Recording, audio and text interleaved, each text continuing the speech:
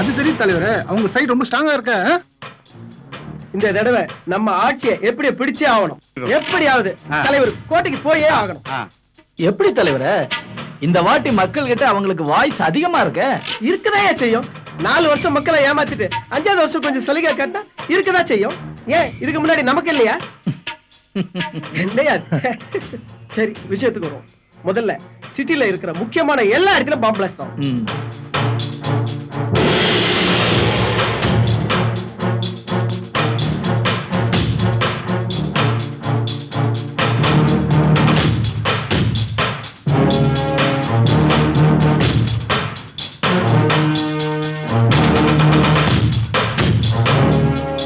வணக்கம் தெரியுமா தெய்வமே. வாங்க, நல்லா உட்காருங்கண்ணா. தம்பி, இதெல்லாம் நமக்கு தான். சரி. சிட்டில 4 இடத்துல பாம்பு வச்சிருவோம். இதுல 30 கோடி ரூபாய் பணம். அப்படியே 2 போலீஸ் ஸ்டேஷன் எரிச்சிருவோம். தலைவர் கோட்டைக்கு போயே ஆகணும். உங்க தலைவரை கோட்டையில உட்கார வைக்காம நான் தூங்கவே மாட்டேன்.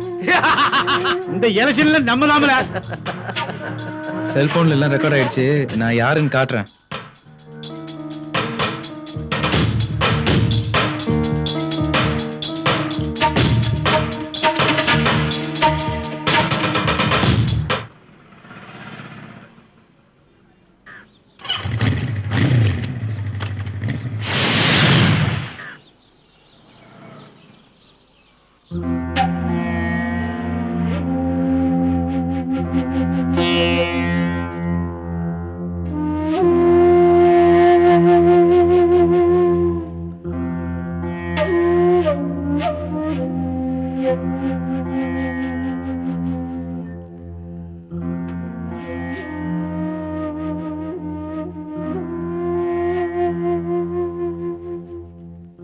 சாமி வராரு, சாமி வராரு, சாமி வராரு. சாமி சாமி சாமி சாமி சாமி எவ்வளவு நல்லா சாமி எப்படிப்பட்ட சாமி தெரியுமா அவரு?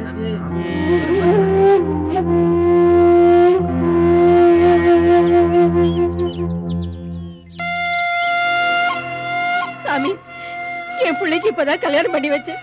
என் மருமக என் பிள்ளைய விட்டுட்டு போயிட்டா. அவங்க 2 பேரையும் நீங்க தான் ஒண்ணு சேர்த்து வைக்கணும் சாமி. இவர்கிட்ட ஆசீர்வாதம் வாங்கின அப்புறம் தான் என் ஃப்ரெண்டுக்கு கல்யாணம் ஆயிடுச்சு.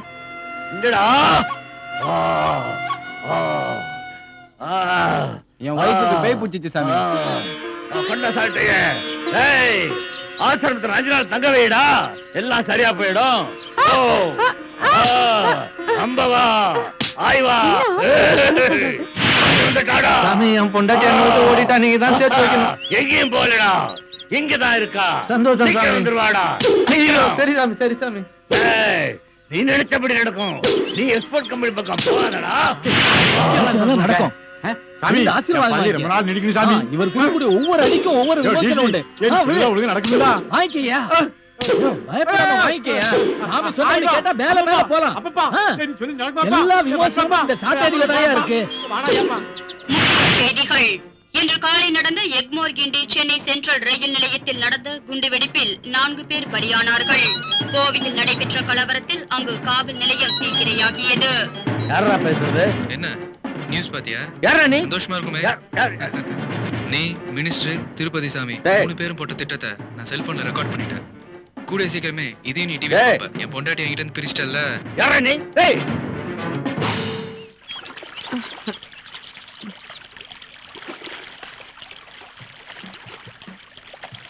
என்னடி புது இடம் பிடிக்கலையா? Yeah, please sit down. Thank you sir. நீங்க எதுக்கு வந்திருக்கீங்க தெரியுமா? இன்டர்வியூக்கு சார். அது தெரியும், நீங்களா ரிசப்ஷன் வேலைக்கு வந்திருக்கீங்க. பட் இது குரூப் டிஸ்கஷன், தெரியுமா உங்களுக்கு? ரிசப்ஷன்ல இருக்கிற நீங்க கஸ்டமர் எப்படி வர இருப்பீங்க? சந்தனம் வச்சு பன்னீர் தெளிச்சு வர வைப்போம் சார். அது கல்யாணத்துல. இது ஆபீஸ். என்ன சார் வேணும்? எனக்கா? இல்ல, வரவங்க கிட்ட கேட்போம் சார். ஓகே, அப்ப பிஎஃப் பத்தி உங்க ஒபினியன் என்ன? பிஎஃப்னா பாய் ஃப்ரெண்ட் தானே சார்? அது ஒரு டைம் பாஸ். காலேஜ் போகும்போதும் டிராவல் பண்ணும்போதும் இல்ல ஒரு படத்துக்கு போகும்போதும் நம்ம ஆசைப்பட்ட இடத்த பார்க்க போகும்போதும் நம்ம சேஃப்டியா இருக்க வேண்டாமா? அதுக்காக வச்சுக்கிறதா சார் இந்த பாய் ஃப்ரெண்ட். பஸ் ஸ்டாப்ல நிக்கிறீங்க, ஆபீஸ் டைம் ஆகுது, அதான் உங்க பாய் ஃப்ரெண்ட் திடீர்னு மகாபலியம் கூப்பிடுறாரு. அப்ப என்ன பண்ணுவீங்க? Simple sir. ஆ. உடனே ஆபீஸ்க்கு ஒரு ஃபோன் பண்ணுவேன். மேனேஜர் கிட்ட என் ஃப்ரெண்டு உங்களை பார்க்கணும்னு சொன்னாலே, அவளை இருந்து கூட்டிட்டு வரட்டுமா இல்ல நாளைக்கு கூட்டிட்டு வரட்டுமான்னா உடனே அந்த கிழம் வேணாம் நீ லீவ் போட்டாலும் பரவாயில்ல, நீ இருந்து அவளை கூட்டிட்டு வான்னு அந்த கிழம் சொல்லிடும். ஆ? அப்புறம் என்ன, அப்பா அம்மாக்கு ஃபோன் பண்ணி ஆடிட்டிங் விஷயமா மகாபலிபுரம் போறேன்னு சொல்லிட்டு செல் ஆஃப் பண்ணி வச்சிருவேன். இந்த பாதுகாப்பு கவசம் சொல்றாங்களே, அதான் சார் ஹெல்மெட். அத அவன் தலையில மாட்டிக்குவான். அடடா. உண்மையாலுமே எங்கள மாதிரி ஆளுங்களுக்கு அது பாதுகாப்பு கவசம் தான் சார்.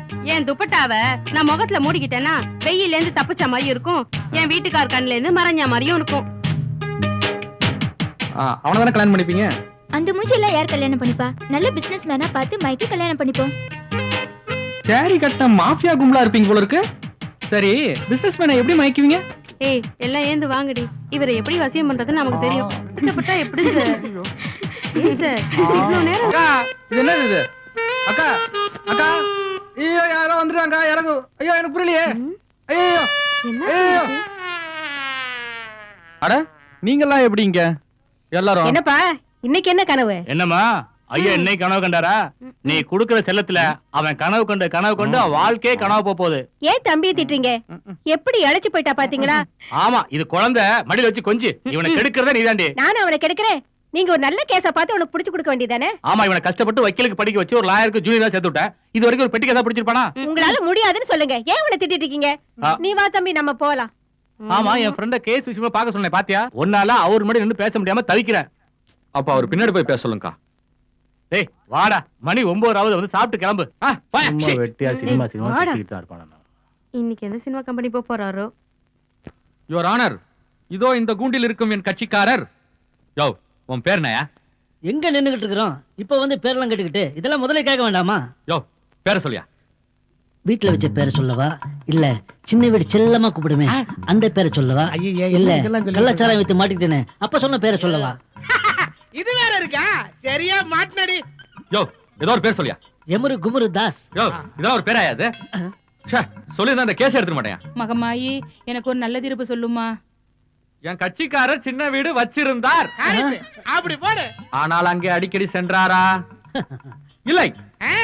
அப்படி சொல்றா என் சிங்க குட்டி. கோயில் பணத்தை கொள்ளையடித்தாரா? இல்லை அம்மன் நகைகளை விற்று நிலம் வாங்கினாரா?